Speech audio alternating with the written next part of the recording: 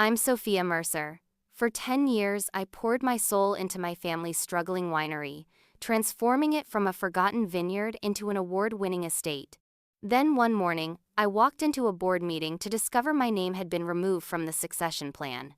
My father, brother, and uncle sat watching as I realized they'd voted me out while I was securing our biggest international contract.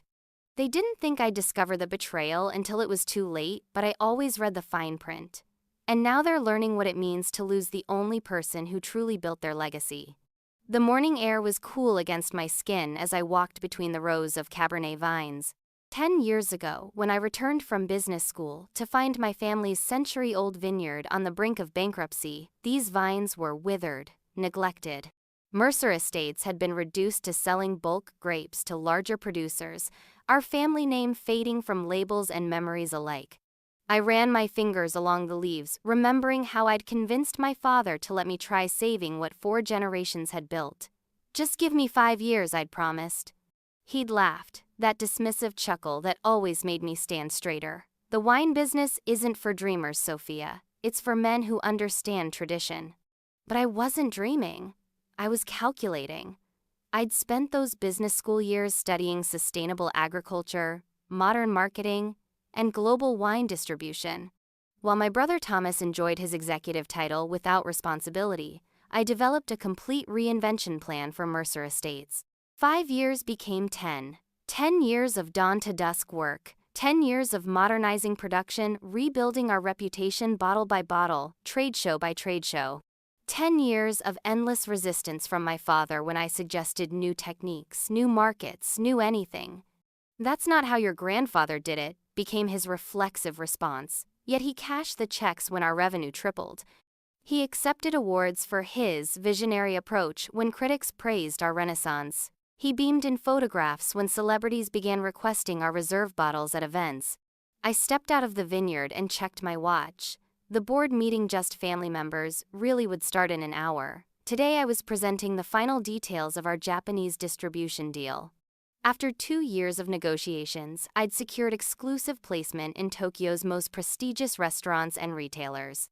It would increase our profits by 40% and elevate Mercer Estates to truly international status. In my office, I straightened the presentation materials and touched the small velvet box in my desk drawer. Inside was a vintage Mercer label from 1932, my great-grandfather's first award-winning year. I'd had it framed for my father, a peace offering of sorts. Despite everything, I wanted him to feel proud of what we'd accomplished together. I should have known better. The boardroom had an unusual energy when I entered. My father Charles sat at the head of the table, silver hair perfectly combed, his signet ring catching the light as he drummed his fingers. Thomas lounged beside him, scrolling through his phone with practiced boredom. Uncle Richard's eyes darted away when I met his gaze.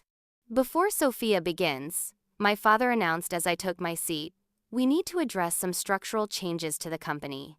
He slid a document across the polished table.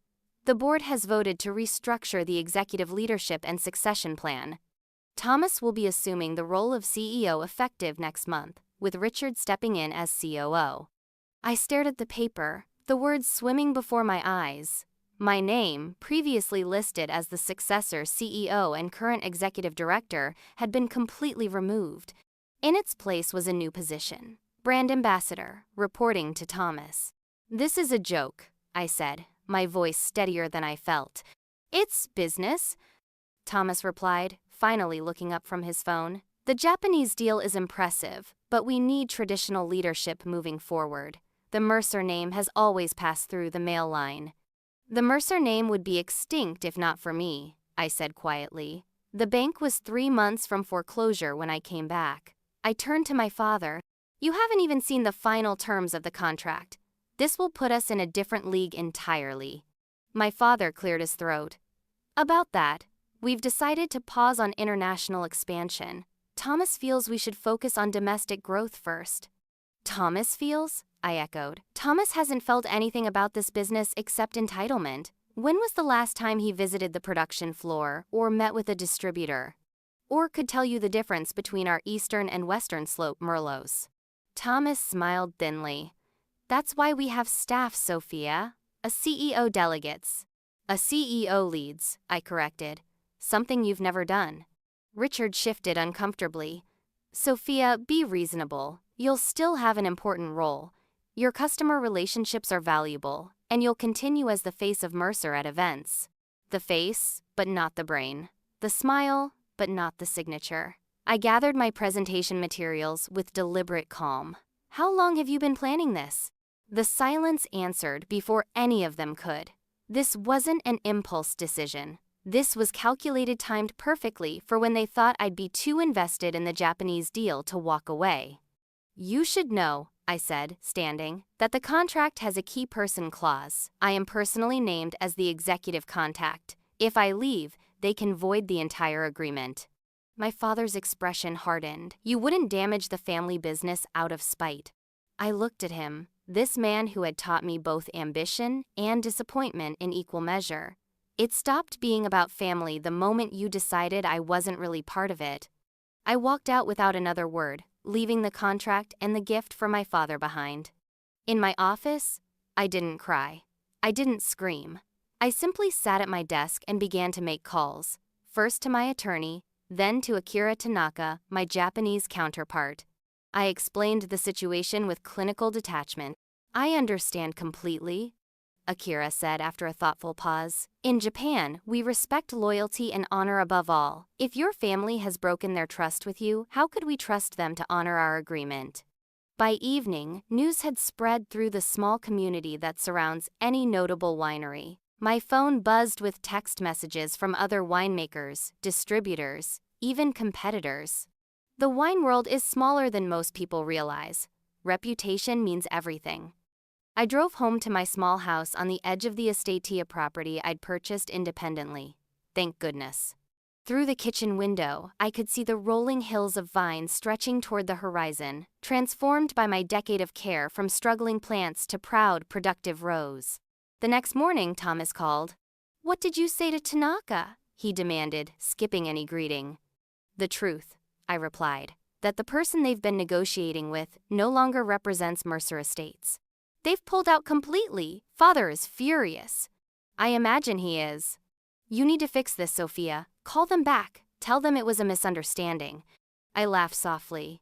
It wasn't a misunderstanding. It was a miscalculation, yours. You thought I would stay and smile and pour wine for your potential clients while you took credit for my work. That particular vintage has run dry. I hung up and blocked his number. Over the next week, I received calls from every board member except my father. Uncle Richard came closest to an apology. We didn't handle this well, he admitted. But you have to understand, Charles is old-fashioned. He always intended for Thomas to take over eventually. Then he should have let Thomas build the business, I replied, instead of watching me do it while you all waited to take it away. 2 weeks after the board meeting, I received an unexpected visitor. Elena Vasquez, owner of the neighboring Rivera Vineyards, arrived at my door with a bottle of her award-winning Chardonnay. I heard, she said simply, stepping inside. The whole valley is talking. Elena had been a mentor to me when I first returned one of the few female vineyard owners who had succeeded on her own terms. Now, in her 60s, she ran one of the most respected boutique operations in the region.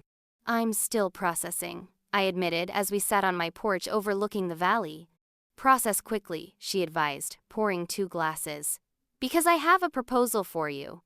Elena's offer was straightforward. Her children had chosen other paths, leaving her without a successor for Rivera.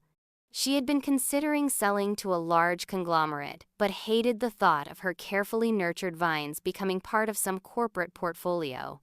I need someone who understands both the soul and business of wine, she said, someone who can honor what I've built while taking it somewhere new. You're offering me Rivera? I asked, stunned. I'm offering you a partnership, she clarified. 3 years working together, then you take majority ownership. I keep 30% and a seat on the board until I decide to fully retire. My father will see it as a betrayal, I said, already knowing I would accept. Elena shrugged. Sometimes the only way to remain loyal to yourself is to walk away from those who never deserved your loyalty in the first place. We shook hands that afternoon. By evening, the papers were drawn up by her attorney. A strange calm settled over me in the days that followed. I formally resigned from Mercer Estates, clearing my office on a Sunday when I knew the building would be empty. I left behind a detailed transition document for every project I had managed, every relationship I had cultivated. Not for them, for the staff who would be caught in the chaos.